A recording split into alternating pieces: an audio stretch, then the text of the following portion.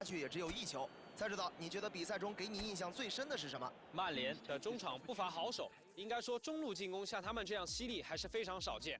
他们能够轻易地撕扯开对方的防线，确实很有威胁。非常感谢蔡指导的点评，最后祝大家度过一个愉快的夜晚。